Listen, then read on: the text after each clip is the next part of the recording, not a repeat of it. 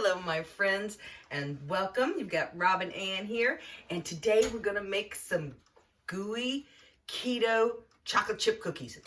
I'm so excited because I've not tried this recipe, and I've been wanting to, and I wanted to try it today of all days because I'm going to want sweets. Yeah, I'm really looking forward to it, but I don't want to take credit for this recipe. This recipe I found through Tara Wright, so look her up. I think I looked her up on the internet.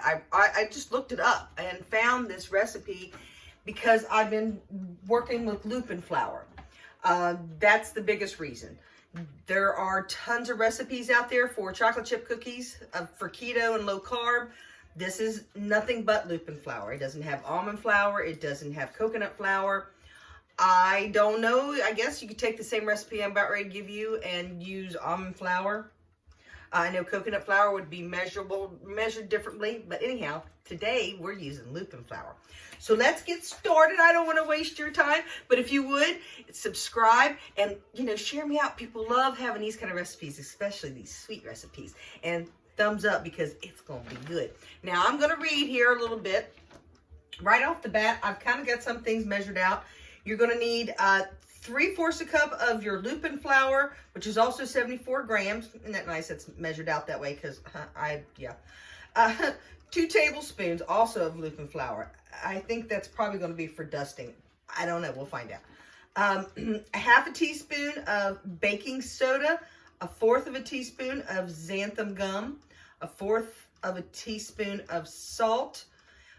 You can use 1/4 cup of either avocado oil or melted coconut oil or melted butter, olive oil, or MCT oil. This kind of depends on how keto you want to make it. Mine's going to be kind of low carb.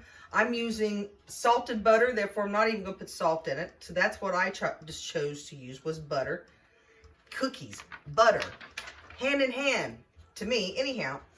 Then it also calls for 1/2 cup of Keto golden monk fruit sweetener, and I do believe 1/4 cup of also your sugar substitute of any kind.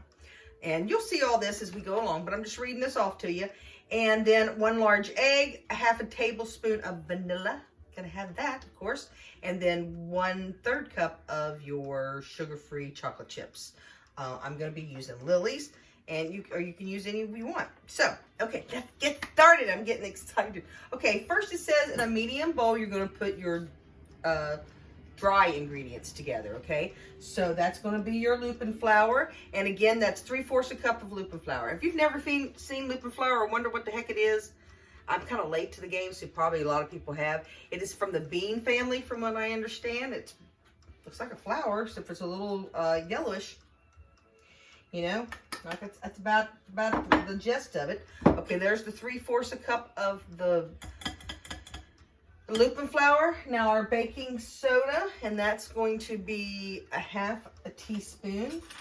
All right, that's 1/4, I do believe. There's our 1/2. Okay, that goes in there.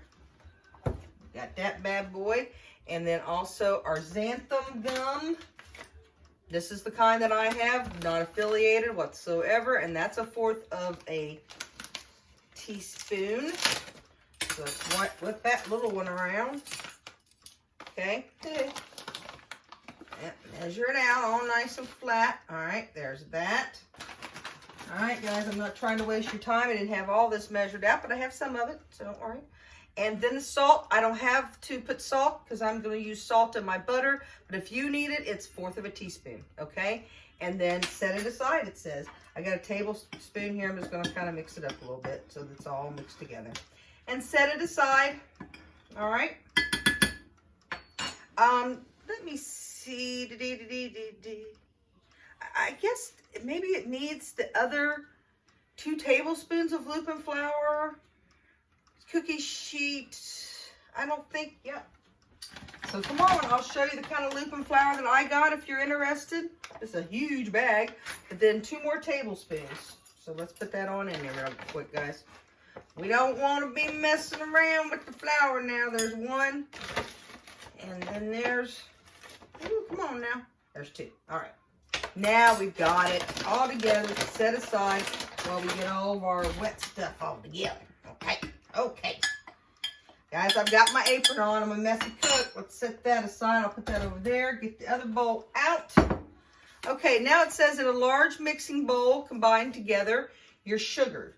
Okay, so again, it does say to have a half a cup of the Keto golden monk fruit, but I don't have that, so you do you. I've told you that all the time. I do have this other substitute that I'm using, so I'm gonna put that in there. I've already got that measured out.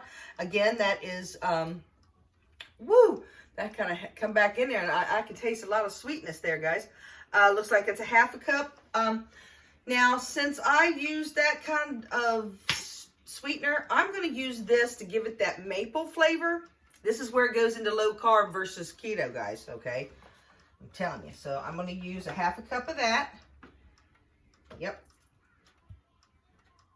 Not quite half a cup. That's a lot. So I'm just going to, that's a lot of syrup. It's going to be good. It's going to be so good. I ain't going to scrape that out. That's enough. It's not quite a half a cup. Okay? Not quite. But I want that maple flavor. This is where I'm kind of veering from this recipe. Stick with me. It'll be worth it. Okay. Now, also, I want my, the oil that I chose, which is the butter. It's already melted. So let's go ahead and, I love butter. I tell you what, when I melted this, I wanted some lobster. Okay, let's get that all in there. Okay. Okay, we got that. What else do we need here, people? We need our egg. I already got my egg. It's here and it's beaten. Nice one large egg. Add that. Okay. And my vanilla. And kind of good, just get some good vanilla as far, get imitation at least. And how much vanilla do we need? We need a half a tablespoon. All right, guys, I don't have, oh, I smell vanilla. I don't have that, so I'm going to guess that. It's, wish me luck. There we go. I think that's good. That'll work. I could have used the cap maybe. But anyhow, you do you guys. Come on. If you want to measure it out real good, you do that. Okay, now, we need in here our butter, our sweeteners, our egg, our vanilla. Now, it tells me to mix it with a blender for 2 to 3 minutes because you want to get these sugars dissolved. Now I'm going to really mix this really well with my hand. This is going to melt probably a little bit better because I have this syrup in it, y'all. But I'm going to get it all mixed up. I'm going to give it a couple of minutes because I want this sweetener to really get melted. I'm going to work with it. I don't want to waste your time. So I'll see you back here in just a couple of minutes. Okay, y'all. I do have this nice mixed and nice blended. That's what you want. You want to make sure all that sugar is all, I did end up getting a whisk though, to make sure all that sugar is nice and dissolved. But again, it wasn't quite that bad because I had this instead of just the dry mixes, or very little, very little wetness, I guess I should say. Okay, let's get this dough in here. And that's what's next, is to combine the lupin flour in the lupin flour mixture. I'm sorry, I can't talk. Into this. It just says to blend it in. So we're just going to start mixing it in. I hate that I have to do it this way, guys, but because you can't see quite as well, but I think you know what's going on. I'm just kind of mixing it as I drop it in, so it's not so hard to mix in. All right. It's not that bad, actually. It's blending right in, if you can see. It'll make like a dough. Oh yeah, it's doughing up real well. I was a little worried with the extra moisture that I had with that syrup, but it seems to be working pretty well. If it doesn't, I can add a little bit more, but I don't think I'm gonna have to, because don't get fooled with lupin flour. That's one thing I've noticed, that it's kind of like coconut flour, meaning it is way more absorbent than almond flour. But it's not as bad as coconut. It's kind of in between, I guess. go-between. Okay, getting that all nice and mixed in. That's all I'm doing. Now, we got that mixed in. We get to put the chocolate chips in. She says. All right. Now, this is a little sticky. It's not extremely doughy, but I'm going to let it sit. But first, I'm going to put these chocolate chips in. I've got Lily's chocolate chips, semi-sweet, you know, just like you would the Nestle's, but these are good for you. And you want 1/3 of a cup. Okay? 1/3 of a cup. And notice I do it right over the bowl just in case I drop a few extra in there. I mean, you know, oops. Oh, no. Oops, what did I do? I was going to look. Notice these were already open. Yeah, the hubby likes them for a snack. But it says to fold these in. Fold them. All right. So put a little bit in. You know what folding means? Fold. Don't mix it. But my bowl wants to go places, you guys. So just kind of fold it in. Put a little bit more. Fold them in. And it's just so they blend. Here, put it all in there. But just fold it. Can you see it? Yeah, just, oh gosh. Y'all, look at that. Man, I'm telling you what, these going to be lucky if they make them into the oven. Because, yeah, I'm going to try this before I put it in the oven because I love me some raw cookie dough. Please put down in the comments, I can't be alone. Everybody loves raw cookie dough, right?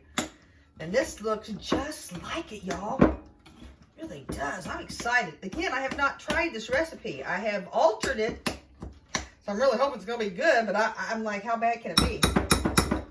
I'm going to beat that bad boy. Okay, now, this is what it says to do. It says, I've got that folded in. Cover your bowl and allow the dough to rest for 10 minutes. You can also place the dough in the refrigerator and bake up to 36 hours later. Yeah, like this sucker's going to be lucky if it makes it an hour. Or 10 minutes to rest. I mean, come on. But there it is. Let me mix that in a little bit more so that way, oh, y'all, it smells good. I can smell the vanilla. I'm going to have a little taste.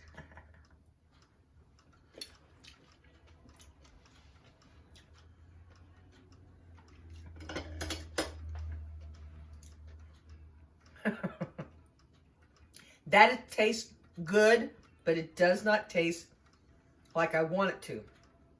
And that happened to me last time. Do not taste your lupin flour like this because you can taste that bean-like flavor. You don't want to, but once you cook it, it seems to go away.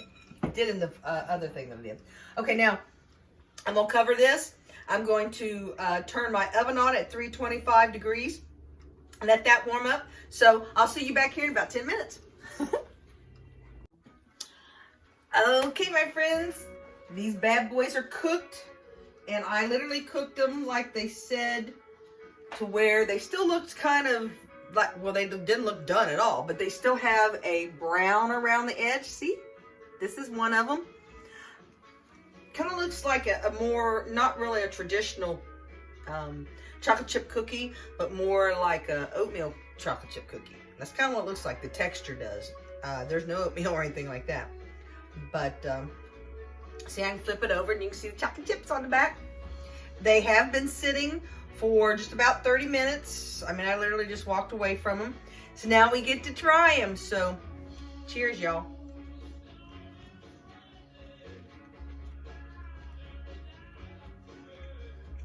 Yeah. Hey, that's good. I tasted this raw batter, and I thought, daggone it, I'm not going to like those. But guess what? They were good. So, hey, now I'm looking forward to making more things with the lupin flour. Because I still got to make some bread, which I've got some music on in the background, kind of loud, so I apologize. But I'm talking my mouth full, but these are good. I do want to give a shout out to a very good friend of mine, Stephanie. Your birthday's coming up, so happy birthday. Girl, you should stop by and get your chocolate chip cookie because these are delicious. And I'm still going to make that bread. Guys, make sure you hit that subscribe button and ding that bell because I'm still going to make some cracked bread now that I know this lupin flour is worth making stuff out of. This is a good recipe. So yeah, again, I just let them sit for about 30 minutes. Is this real hot? No. I just wanted to kind of show you what everything they look like. And they're good. I mean, yes, this is a winner. So, thank you so much for tuning in today. And I hope you enjoy the rest of your day. And this is very important. Very important. I want you to do me a favor. You be you. Love yourself. Love someone else. Because life is short. And I'll see you back here next time, okay? Take care. Bye.